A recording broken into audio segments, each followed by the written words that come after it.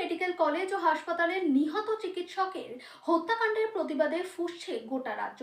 দোষীদের শনাক্ত করে বিচারের দাবিতে আন্দোলনমুখী প্রতিটি মানুষ।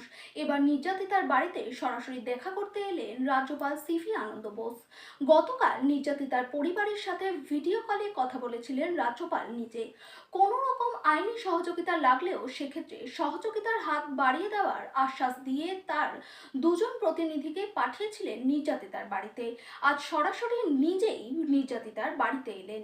I came here straight from Delhi, straight from the airport to meet the parents, to understand their sentiments. They have told me certain things.